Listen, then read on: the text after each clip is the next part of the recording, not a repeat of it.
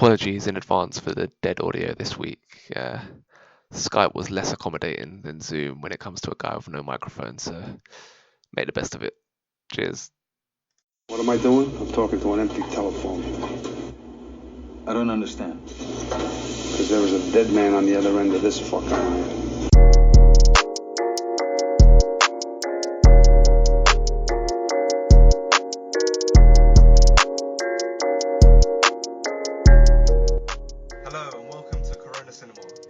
Times where everything's shut down, including movie theatres, we decided to create our own virtual cinema and screen 4 films each week based around a particular theme. This week, it's quote-unquote American films. Now playing American Psycho, American Hustle, American Sniper, and American Beauty. I'm your host, Leon Waite, and I'm joined today by Ross. Good morning. Matty. Good afternoon. And Mason. Good night. Wonderful. And we're going to begin this week with American Psycho. That was Ross's pick. A wealthy New York City investment banking executive, Patrick Bateman, hides his alternate psychopathic ego from his co-workers and friends as he delves deeper into his violent, hedonistic fantasies. Directed by Mary Herron, starring Christian Bale. No Oscar nominations for this one. No major awards consideration at all for this one. Ross, why'd you pick this film? So I watched it a few years ago, and all I really remembered from watching it was that it was just about a serial killer. Going and watching it again, you realise it's so much deeper than that, and it's actually hilarious. First off, Christian Bale is fantastic in it. I read a thing that the director called it a parody of masculinity, and that's sums it up perfectly. It's watching things like the business card scene, which is done perfectly, and the scene where he's killing him and playing hip to be square. It's things like that which make this film so funny, at the same time actually being a genuinely good film. You mentioned the director. It's interesting, a few director-actor combinations before they landed with Herron and Christian Bale. Had David Cronenberg with Brad Pitt at one point. That was speculated, but the one that was actually confirmed was Oliver Stone and DiCaprio, interestingly enough. Do you think DiCaprio could have pulled this one off? I mean, you watch him, I don't know, films like Shutter Island, he goes crazy in that, doesn't he? He does that pretty well, but I think for some reason, I wouldn't have pictured it if he wasn't in the film in the first place, but watching Christian Bale in this film, you realise how perfect he actually is for that role. I mean, I'm sure Leonardo DiCaprio, Brad Pitt, because very much have pulled off a performance that still would have been good, but watching Christian Bale, it's almost like he was born to play this role. Yeah, I think Bale's performance is interesting in that he almost makes you enjoy being around this completely insane guy who is doing some of the most heinous things you could ever imagine. Whether he actually did those things is another debate, but you're watching him massacre people and slice people and everything like that, yet you kind of have your fun at the same time because the movie is so weirdly light-hearted in the way it satirizes the business world at that time. Do you think the humor was something that landed in this film? Yeah, so it's literally within the first few minutes, so I'm going to stab you in the back, you ugly bitch, and that kind of thing. He says that to someone, and as I say, the business card scene as well. It's all done the way it's done is set so perfectly that it's almost as if he's not trying to be funny, but it is funny, and that's I think what they were going for. Yeah, I think it was perfect in terms of what it was trying to do. It was trying to show these guys on Wall Street who think they're the big guys in society. Nobody's really. Interestingly enough, you don't actually see him or any of his friends actually doing work, actually doing the job that they're said to be doing. All you see is them sitting in restaurants trying to order food and things like that. You don't actually see them doing the work, which I think is quite a statement on what the director, what the writer is trying to say about these people during that era, and it's probably similar now. You saw that in Wolf of Wall Street in a different kind of way, showing these guys, they're not good people, they're not even terribly interesting people, they're just nutcases, really. I thought the movie did that quite well. Do you have any problems with the film? I thought the satire is really strong from the start, and probably for about 45-50 minutes, and then after that it kind of repeats the same point. Is that an issue that you found while watching it? I think the main issue with the film was I there's an interview with the director, and she said it wasn't meant to seem like it's all a dream. But if that's what you're trying to get across, and that's probably what most people will come out of the film thinking, or like it wasn't actually him or something, it was on his mind. If that's what you're trying to get across, and that's what it looks like when you watch the film, that means you've probably done something wrong. I mean, I think the satire was good, but no, I think if you're trying to get along that it wasn't in his mind, and it seems to probably most people that it is, then that's where you've messed up, really. I think the part about him not actually committing some of the kills, I think a few at the start actually happened, like with the homeless guy in the alleyway. But then once it gets to that final kind of killing spree when he's shoving the cat into the ATM and when all that stuff's going down, that's when it felt too surreal to be real. To be honest, and I think that's where the kill you're not actually meant to think he's committing these killings. And I think the way his lawyer doesn't believe him when he's trying to explain I've done these killings is quite impressive, the way it presents him as a loser. Like, he's got all this money, he's ordering at these restaurants, but he's just a loser. He can't even get attention when he's saying I've killed all these people. Matt, do you have any thoughts on that kind of angle in regards to the film? I watched this film a couple of times because I was still trying to kind of understand it. But what I did like about it was the fact that it's kind of like a first-person psychopathic film. Like, you discover things along with him, and they kind of show you things when they want to show you them, not in the order they happen. And it kind of, I'm as confused as he is by the end of the film, because like Jimmy, he has no idea why no one's believing him, and not I don't understand why no one's believing him. And I think if it's kind of like a Fight Club kind of vibe, and if that's what the director's going for, good, because that's kind of like, I still had to Google it a couple of times afterwards and watch it again to try and understand. But it's going back to what Ross said, like, I kind of just went, oh shit, so he hasn't done any of them things. It's just a dream. Like, I don't know if it felt like a cop-out, but it wasn't what I was expecting. But then if the director didn't mean that, then I'm trying to figure out what they meant by that.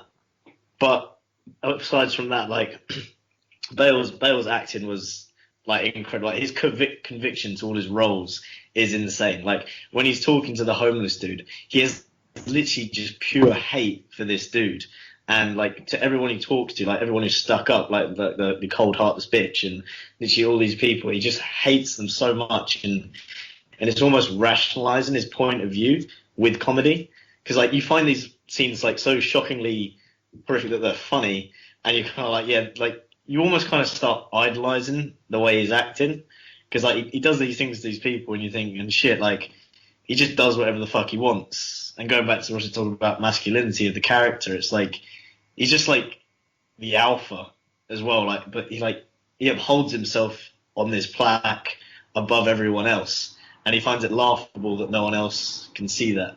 I think one of my favourite scenes is the sex scene where he's basically not even having sex with a woman. He's having sex with himself in the mirror, and he's just looking at himself in the mirror, just like, and he's got all these routines and these cares, and he looks after himself, and everything's just the way he wants it. And he's just, I don't know if that's like a psychopath or it's just someone just delving into their own desires beyond anyone else. Like, I don't, like, it's kind of frightening whether that's psychopathic nature or it's a film about human nature. I'm kind of unsure at the moment, but that's kind of my main take on it. And also DiCaprio saying, I don't think there's a film DiCaprio couldn't do. So I saying it would be hard to imagine him, but if he did do something like that, it'd be great to see what that would look like.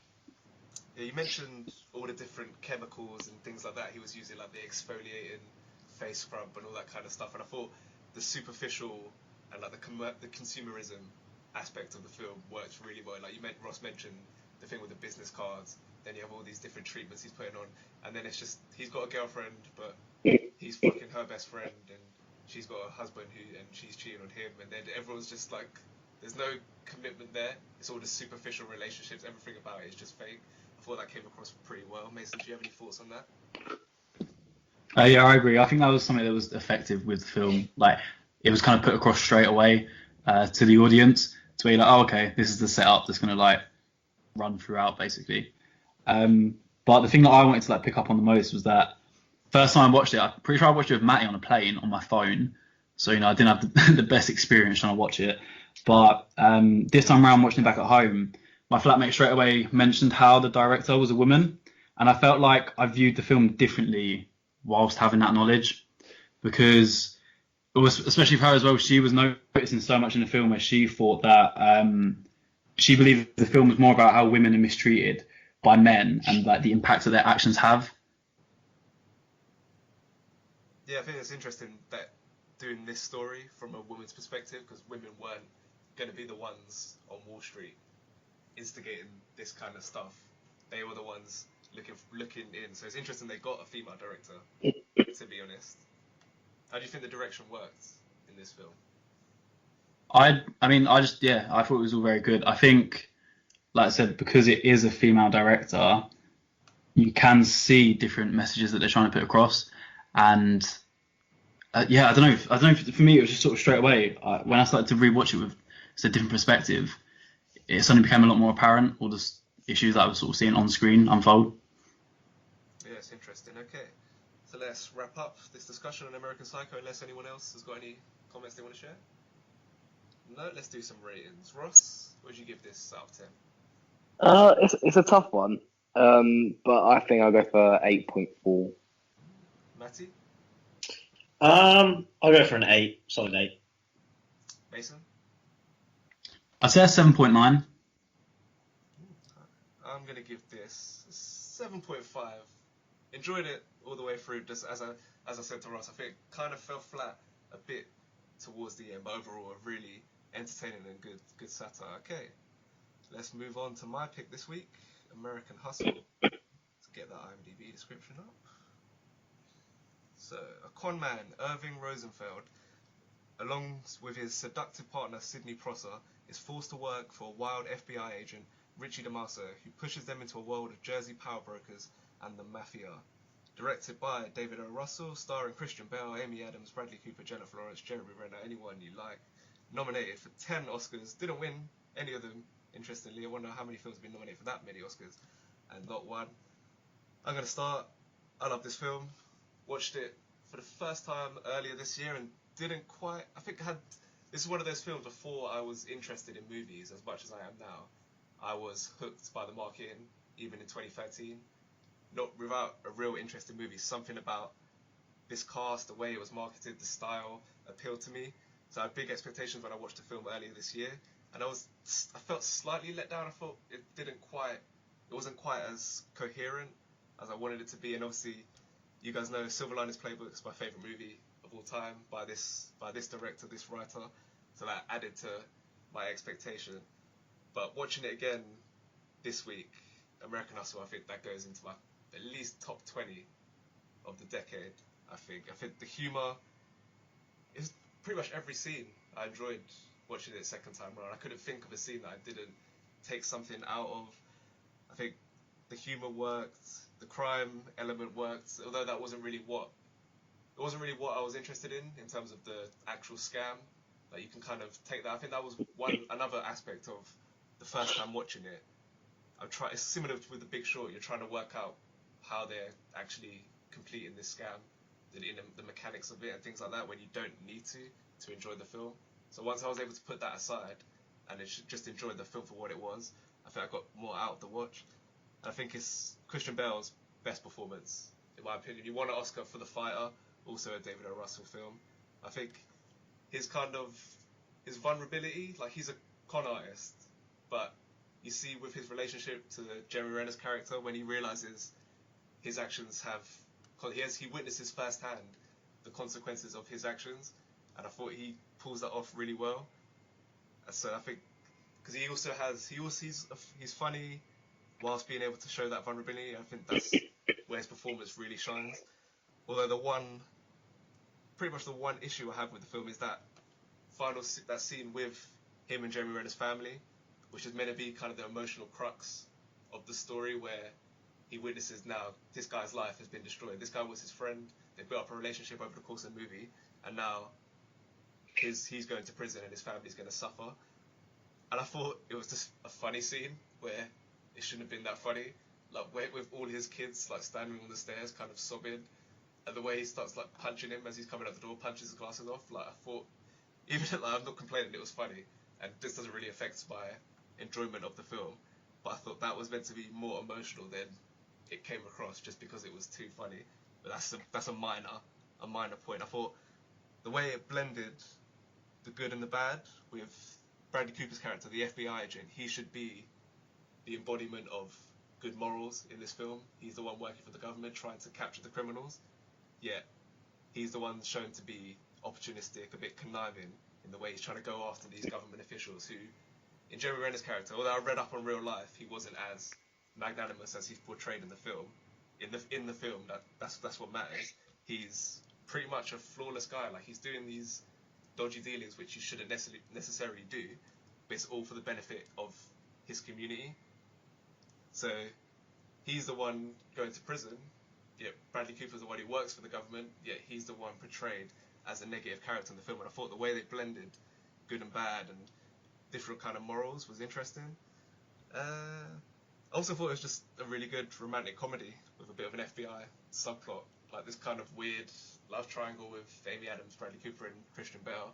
Like, you're not quite sure whether Amy Adams is fully into Bradley Cooper. It's weird, like that scene in the nightclub when they go to the bathroom, and they make this deal. They're going to commit. They're not going to have sex until the deal's over. Like, I can't tell if Amy Adams is purely trying to get back at Christian Bale at that point, or if she's genuinely into Bradley Cooper. I think the end of the movie probably makes that point. And another thing, this is just a really good movie for acting. Like I mentioned the cast at the start, all the performances across the board. You even have fucking De Niro coming in for 2 minutes. Like, what a flex. And I think that's a hallmark of David O. Russell. All his films, he gets the best out of his actors. Like, he's not really talked about among the kind of best writer directors in Hollywood. Like you guys probably haven't even heard of him, apart from being the director of this film. He's not really a name, but one thing he does really well is just showcasing his actors. Like Silver Linings Playbook, he gets nominated for Best Actor, Best Actress, Supporting Actor, Supporting Actress. Same for this film as well. Speaking of Supporting Actress, Jennifer Lawrence, so funny, man. Oh my days. Like, she's done pretty much like all the performances I've seen of her, but this might just be my favourite. That's hard to say with Silver Linings, but she's just so funny with a small amount of scenes. She's just her energy is just really infectious. One thing I really liked as well is when they showed the meeting with the kind of main FBI boss. You know, when Bradley Cooper beats up his boss, they show that after they're in that other meeting with the other boss. I like the way they structured that, made it even funnier. And his boss was really funny, well, Louis C.K., even though he's a bit of a problematic guy, another sexual assault guy, but oh well. Yeah, I think that's all I've got to say. A very good film. Matty, you got any thoughts? I did like this film just because of like the sheer variety of motives each character had. Like Jeremy Renner's character was doing a bad thing for good reasons. Christian Bale was doing something necessary just to survive. Jennifer Lawrence is doing something just to survive. Bradley Cooper, I think he just wants to be famous and catch the bad guys, but then he's kind of leaving a honeypot out for the good guys to incriminate them. So he's like trying to do a good thing by incriminating people who are doing illegal stuff, but he's catching bad guys or good guys to do this, and he's doing it for the wrong reasons as well, and he doesn't even get the credit for it at the end, even though it always tits up. And then Amy Adams, that's a very interesting character just to kind of break apart, because I really have no idea where her motivation kind of lies. Because I literally have no idea if she's trying to get back at Christian Bale, if she's trying to play Bradley Cooper, or what. I really don't understand the snag on that, and it's just an interesting character to break apart and try and, or is she just someone she doesn't know herself whether she's doing that, you know? The other thing I was going to say is it's an acting masterclass. Like the film didn't quite hit in the same as some heist movies. You know, the oh shit moment when you realise the hustlers have actually been hustling. There was that moment at the end, but it was kind of like it wasn't as powerful as it could have been. And I think sometimes that comes across when films are like based on true events. So it's going to have shortcomings. It has to be like, it can't be just as magical as you want it to be. And no doubt everything's been switched around quite a lot to make it a good film rather than a kind of a documentary about what actually happened. But I think, I don't want to jump ahead, but like if Best Actress is going somewhere, even actor, it's going to Jennifer Lawrence, even just as an interesting character. Her character is the most insufferable person in the entire film. Like, it is just she is annoyingly not right, but like every conversation, every argument, she twists around to her doing the right thing, and then everyone should be thanking her for what she's doing. Like the way when she nearly like got Christian Bale killed, and she goes, "Well, you should be thanking me because I've made you make this plan that's going to help everyone." And even he is literally just, after this many years of being married to this woman, he's just like, thank you for that. You know, he just can't, he's completely defeated by her. And yeah, she's got to be one of my favourite, like, resilient. I don't even know if she's not stupidly blind, or whether she knows she can get away with it. But either way, she's probably the most interesting character in the whole thing. Yeah, So- exactly. Ross, were you expecting the con artist to do the complete con and screw over the government people? And one, did you expect it? Two, did you think it was handled well, directed well? I didn't expect it, but I thought there was something going on. I thought Bradley Cooper would be part of what was going on. I didn't realize they were going to fuck him over at the end like they did, but it turned out to actually be really satisfying watching that happen. So it's not a bad thing. I think my issues with the film in general was I didn't realize it was meant to be like a comedy kind of thing, and some of it did come across to me as funny. So like when Bradley Cooper is like beating up his boss with like a telephone or something, I was like, oh, he's a dick. I didn't realize it was meant to be funny.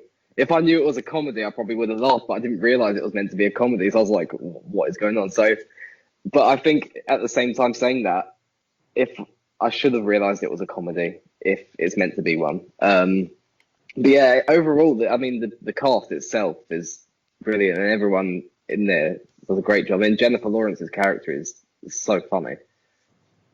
Mason, did the comedy work for you? Yeah, 100%. I think there were so many scenes I was sort of just laughing throughout. I think we've all appreciated Jennifer Lawrence in the film. Like I said, every time she was on screen, she sort of just stole the show straight away. There was a few scenes that like were my favourite, especially through the film, and it was a scene where Amy Adams and Bradley Cooper were in the club together, like when they're sort of running through the entire club, but also when they made their little pact in the toilet. Yeah, I think talking about Bradley Cooper, we're going to talk about another Bradley Cooper performance on this podcast. Quite a different performance to the one he gives here, and I think this is my favourite kind of Bradley Cooper. I think both this and in Silver Linings, there's kind of like a neurotic kind of edge to him. Like he could just fly off the handle at any point. Like this film, like he could just be having a normal conversation and then just flip out at one point. So I think that's where you get the best of Bradley Cooper. Matt, you got a point? I think he in this film, he comes across someone who is literally trying to be in control, and he's completely struggling to survive, and is in complete panic response for the entire film. Because like each stage he tries to do something, it blows up in his face, and then he's got to answer, and then he's asking for another 2 million, then he's asking for 10 million, and he just beat up his boss and somehow manages to turn it into like a positive thing and still get more of what he needed, rather than being like removed from wherever he should have been removed from. It's quite an interesting character. Like probably anyone would have given up right at the start for the shit that he's gone through. And it's just a testament. So he always plays resilient characters, which I think is quite interesting. Yeah, overall, I think this is just really good. I'd recommend, if you already seen it once, I'm recommending give it another shot. You might get more out of it. But I'm going to give this an 8.5 out of 10. Ross? I think watching it the first time, I might give it a probably 7.8. I mean, if I watched it again, I think I'd enjoy it more because I get that kind of comedic sense that it's meant to come across. But because I didn't, I'll give it a 7.8. Matty? Just because of the hit that wasn't quite there at the end of the film, and it felt quite long. I don't think it maybe hit as strong he is yellow. I'll give it a 7.7. Mason? I think I'd have to agree with you and give it an 8.5. I mean, something we didn't really touch on was the set and costume design of like the whole 70s vibe of the whole film, and even that alone was so like enjoyable to watch on screen. And with everyone's acting, yeah, I couldn't like rank it lower than an 8 at all, really. Ross, you got a point? What I forgot to say as well is that the soundtrack in this film, you got like Tom Jones and Elton John and stuff in there. Just got that whole like vibe of the film is so great. And one thing I didn't say as well, there's that Robert De Niro scene where he suddenly just starts talking Arabic, and you're like, shit. I think that's probably one of my favorite scenes. Yeah, that's a great scene. Okay, moving on to Mason's pick, we got American Sniper. Navy SEAL sniper Chris Carl's pinpoint accuracy saves countless lives on the battlefield and turns him into a legend. Back home with his family after 4 tours of duty, however, Chris finds that it is the war he can't leave behind. It's directed by Clint Eastwood, starring Bradley Cooper. Won 1 Oscar for Best Sound Editing, also nominated for Best Picture and Best Leading Actor for Cooper. Mason, why did you pick this film? So I chose the film because when I first watched it, I'd say probably about 3 years ago now, I was really into war films, and in my head they were like elite type of film to watch. But I don't know, I was a little bit disappointed watching it back now, because I wasn't too sure if like political opinions or like me growing generally made me have a bit of a dislike to the film, because for most of it I felt like I was watching like an American army propaganda film, and that's what was limiting to me. The scene that probably hit me the most was when when Bradley Cooper almost shoots the kid, when he's like, please put it down, please put it down. That was like a good part of acting, like he's good acting, I enjoyed it, everything like that. But for the most part, I don't know, I felt quite let down with the film. There was just nothing else really going on. It just seemed battle scene after battle scene. Yeah, not gonna lie, I had similar feelings. I don't think this was very good. I think this is lower tier Eastwood. I thought, yeah, like you said, the shooting scenes felt quite realistic, and I thought that was quite cool, quite well directed. But the pretty much everything at home and all the scenes with his wife just fell a bit flat.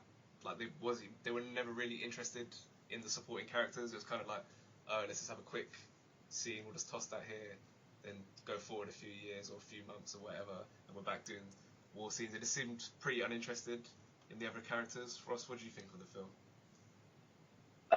The film, I mean, you got to look at the performance by Bradley Cooper and the film as two separate things, because he's so good in it, but the film kind of it falls flat at the fact that he has this problem with like PTSD and stuff, but it's never really explored. The whole film, I kind of saw it as just like an overview of his career. Then you don't even see him get shot at the end, but like it's the whole film. I just kind of see it as like an overview of his career. And I think the other problem is he's the only interesting or even developed character in the whole film, pretty much, which I think is another issue. I think that's where the film falls flat for me. But apart from that, I did enjoy it though. Like some of the scenes were quite tense, especially like what's it near the end where he hits that like 2100 meter sniper, whatever it is. That like them kind of bits, like in the smoke and stuff, is well done. But yeah, there was quite a few issues with the film. Do you know what's mad? I didn't know anything about this real life story. I was vaguely aware of the name. So at the end when it's like, oh, he goes to this meeting with that guy, that old man or whatever, and it's like, oh, he got shot, he died. I was genuinely like, wait, what? I had no idea that's what this was all building up towards. Matt, did you have any knowledge of the real life story? So yeah, the first time I watched it, I had no idea it's a true life story, and it just comes up with them words on the screen, and I was like, well, shit, like he just got the ending he wanted. He was starting to make progress with his life, and then that's just wiped out, and you think, damn, that's pretty sad. But aside from that, when I watched it again, knowing it was a true life story, and then I looked into the actual dude, there's a lot to break down with this film that is like, if it was a film not about a real life dude, and it just highlighted the issues of someone going through war with the PTSD issues, because I like the PTSD issues with him, I think that was probably one of the most interesting parts of the whole film, and how he was dealing with it, and how he struggled to go back into normal life, and how he decided to help other people going through these issues, even though he had to be there for his wife when he could be helping other people out there. I thought these were quite nice issues to touch on. And the fact that he was struggling with killing this many people, but he did it for his country. Until I read extracts from the actual dude's autobiography, where he said he didn't struggle with any PTSD issues. He enjoyed killing while he was out there. And most of his autobiography was actually made up, because he said during there was hurricanes in America, he said he went out and shooting and killed loads of rioters, which wasn't true. He said he killed 2 people in a brawl outside a pub in Texas, which wasn't true. And he made up a lot of the things in his diary, and he's been like falsely claiming things for a very long time before he died. And I just find, like, knowing that, the film felt very false in terms of, like, he had false regret. So, like, I like the film. Again, it's very Americanized. Like, it's the glory of war, and this one dude, even though he did have this many, he had like 165 confirmed kills and then 255 unconfirmed kills. It is quite mad that actually happened.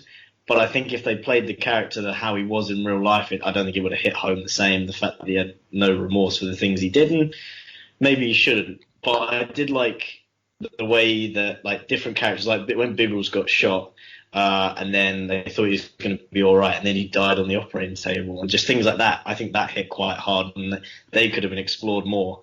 And kind of embellishing things, like the sniper that was actually Syrian, who went to the Olympics and stuff. Like, he never went to the Olympics. There's one chapter about him in the book, and he's shown to be like one of the overarching defining characters for Chris throughout the film, and it's just not true.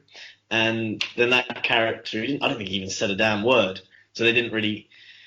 They're making, like, the whole film out to be about, a glory, and they kind of touch on a little bit when one of the sergeants, one of the SEALs, decides, it's not quite for me, or what are we doing out here? And then when he dies, he says, he's lost his touch, kind of thing. And then it never really addresses that afterwards. We never see the main character address whether he was right or wrong about making those statements. And yeah, it's a lot of, like, almost explored avenues, and then not quite. So it's halfway between American propaganda, then halfway between actually being really good writing, and then halfway being a true story. I just don't know. I don't know what it wants as a film, and then it kind of stirred up various emotions, but didn't kind of pursue any of them properly. I don't think that's my main views on it. Yeah, you mentioned it being a very Americanized film. And I think what's interesting is it was the highest grossing film in America in 2014, and I thought that was crazy. Like, in this era of the MCU, you just assumed, like, this kind of film would never be Guardians of the Galaxy, Amazing Spider-Man 2, Captain America: Winter Soldier beats all of those that year. $350 million domestic, highest grossing war film of all time as well, and the highest grossing Clint Eastwood film. Like, this guy's clearly an American icon. Like, we, as 4 British guys, didn't know who he was. I think maybe if we were a bit older at the time when the news happened, maybe we would have paid more attention, but we didn't know who he was. Clearly, in America, this was a massive deal, and this is a massive movie, which therefore, like you said, it makes it kind of weird and a bit problematic, the amount to which they edited details of his life and the other stuff that they explored in the film. Mason, is that an issue you felt? Yeah, that's what I'd agree with, really. I feel like, maybe if we was American, we'd be able to just appreciate the film a lot more. I think it was a similar issue that I had with First Man, with Ryan Gosling's performance. I just wasn't sure, like, if it was good acting, because I just didn't know the character they were playing that well as compared to what I feel like an American would. So for me, you just have that barrier up immediately to where you're not too sure how to take it, really. Yeah, speaking of good acting, I thought, Bradley Cooper was holding a quite poor film up on his shoulders, and he did the job pretty amazingly, to be honest. The kind of, when the character's not written too great, yet you still feel that kind of PTSD in his eyes, even though that's not been developed throughout the film, you still felt it. in his eyes in that scene. I think when they're in the garden at a party or something, and he kind of flips out at the kid. You kind of felt it then, or at the dog.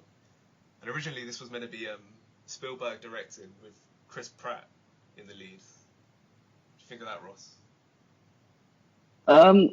It's a funny one because Bradley Cooper himself has gone from this like comedy acting, like The Hangover and stuff, but now you've seen this stuff now in stuff like Sniper, or Silver Linings Playbook, Star Is Born, that kind of stuff, doing these serious roles, and he does them so well that you would expect him to pull off a good, like, now watching it now you'd expect him to pull off this kind of performance. Wait, I would say basically, I think if you wanted Chris Pratt in the film, I think he would actually bring a more of a sensitivity to the role, which would actually be quite nice if you were looking to explore the PTSD. But then, seeing as then none of that actually was ever talked about by him, so whether that actually happened is like definitely, but probably didn't. I think the main thing I want to take away from this film is how quickly your opinions on films and preference to films can change over time. Because if you asked me 3 years ago when I first watched the film, if it was any good, I probably would have told you it was one of like the best films I've ever seen. But like I said, the rewatchability and watching it back again, I think personally with having more of an interest in film nowadays, you start to appreciate the higher quality films compared to what you previously compare it to. Okay, cool. Let's go around, get some ratings. Start with Mason. Although I did choose it, I think I would have to give it probably about a 6.5 at max. Ross? Yeah, it was decent. I mean, obviously, yeah, it doesn't explore a lot of kind of the more issues that it could have, and a lot of it is not true. So I would say 7.3. Matty? Yeah, for me, I'm gonna go for a 7. Like with some slight changes, and if I pretended it's not a true story, that'd be higher. But you know, it is. So. Yeah, I'm probably going to give this a 6. I enjoyed some of the shooting scenes, but I thought it was just a really weak screenplay, and Clint Eastwood is not really at the level he once was as a director. Okay, final film. This is American Beauty, which was Matty's pick. A sexually frustrated suburban father has a midlife crisis after becoming infatuated with his daughter's best friend. It's directed by Sam Mendes, nominated for many Oscars, winning 5, including Best Picture, Leading Actor, Director, Writing, Cinematography. Matty, why'd you pick this film? Mate, I love this film. It's literally a film about denial and disappointment in life. Like it's such a depressing film when you think about it. Like you look at Kevin Spacey, he's a dude who's literally just been defeated by life, and like his wife walks all over him, his daughter doesn't want anything to do with him, his job is just mundane, and he's still like not in control, but he's still like fighting back with sarcasm and just trying to like do what he can, and then he gets this stimulus in his life, like what he would have had when he was young, this young pretty girl, however noncy that might be, and it just kind of gives him a new life, and then he decides to just stop like denying what he wants or what he likes, or so he just starts doing what he wants. I don't know, it's not a very good message, but as the film progresses, you're looking at literally loads of characters that are all denying who they are, and you're seeing how toxic that becomes for them. So you're like, the wife is pretending to be this really successful, really happy housewife who's running a perfect business, and it is eating her up inside. The girlfriend, she's pretending to be this like really pretty, like trying to be really popular. She has sex with lots of men. She does what she wants, kind of thing, and she's just terrified of being ordinary. So she's trying to pretend to be something like, and you see how like even through the end where that's led her as a person. And you even look at the next door neighbor's dad, who's his whole life's been pretending that he's not gay, and how much of like a danger that's become to him. Not only is he beats his son, and like he's like taking everything out of his son. His wife is like practically a recluse and doesn't talk about anything. And whether that's because of what he's done or not. And even he ended up where when he finally released whether he was gay to somebody, and then his worst fear had become realized that they're not gay and that it was just him, and it drives him to murder. Like it's just such a toxic, dangerous thing. And you look at all these characters, and the only one apart from maybe the daughter, who's still figuring things out for herself and trying to learn from her parents and see what example they're setting, which is a bad one, and she touches on that, and it's quite a damaging thing. The only real happy character is Kevin Spacey for a while, and it's interesting because he is trying to be happy, but he's also serving himself to the point of other people's. Like, the comedy is like, careful, honey, where you might turn into a mean bitch like your mother. Like, the only truly happy characters in the entire film are the gay neighbors next door, they're happy with who they are. They don't really care who knows it. They're not in your face about it. They're just trying to be nice. And then the last character I'm kind of like very confused with is the son of the military officer, he's a bloody psychopath, and yet he's more in tune with people than almost all the other characters, and understands life better than any of them, and doesn't seem to be hurting anyone while he's doing this. So yeah, that was my main take on the film. And I love the film. The sense of awe I had at the end of this film is like second to none, probably. Thank you. I have a complicated relationship with this film. I still like it. I think it's very funny. The score is just so smooth. It just makes the whole 2 hours just fly by. It's very kinetic. The issues I have with the film is the message is clear. The kind of anti-capitalist kind of message. Like, he's a guy stuck in a dead-end job. Like, you see one shot of him with his like reflection in the computer, and it's almost like prison bars to show like, yeah, look, he's trapped in this life. He's just another guy on a production line. But whilst that a lot of subtlety in the way it conveyed that message to a point, then in certain thoughts I thought it was just a bit on the nose, and at certain points a bit pretentious, like the thing with the paper bag or the plastic bag floating in the wind. That kind of thing about Sam Mendes' direction I just find a bit like jarring and a bit grating. And also it's not aged especially well in 2020, looking at this suburban middle class family. It's like, oh, what are their problems?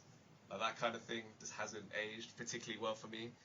So a complicated relationship with the film. I still enjoy it, but I thought at certain points it hits you a bit blunt with the message. And yeah, as I say, the thing is just not very. Going into this kind of family is just not aged very well, but it's still funny. It's still smooth.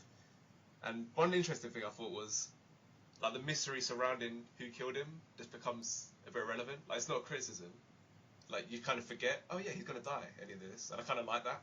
Like, they set this up at the start of the film, and by the time it gets to the end, when they're all kind of converging on him, and you're waiting to see who's gonna do the commit the murder, and you're like, oh yeah, he's gonna get killed. Mate, you have a point? I think like Kevin Spacey is so blasé about the fact that he's going to die at the end of this film, you almost become blasé about it as well. Like, he's such a calm and cool character. Like, I think no one wouldn't mind being him, not gonna lie. Like, the way he approaches any situation, like when he just hurls the plate of potatoes at the wall to get his wife to shut up, or the way he blackmails his boss. He does things that he becomes empowered throughout the film. Mason, was this the first time you've seen the film? Yeah, it was the first viewing for me. I didn't really pick up many issues with the film, obviously, for my first time around watching it. It's where you, like you said, you had the issues of the film not aging too well with you. But for me, I enjoyed almost like every moment of it, really.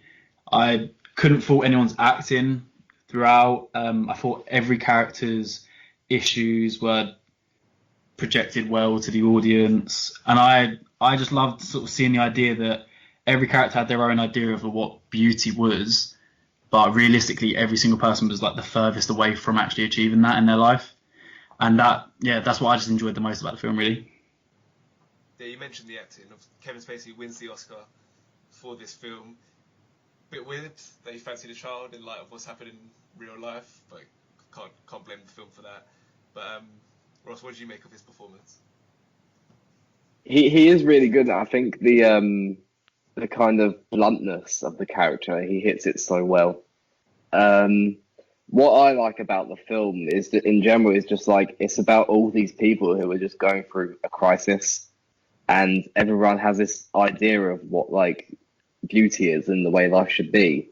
But it seems as though the only person who's in check is this kid who's getting beaten by his dad and is like a drug dealer and this kind of stuff. And it's a good film to kind of, you're watching all these people go through that, and how they're trying to fix this. What I found really interesting about the film as well was that it seems like the perfect book adaptation.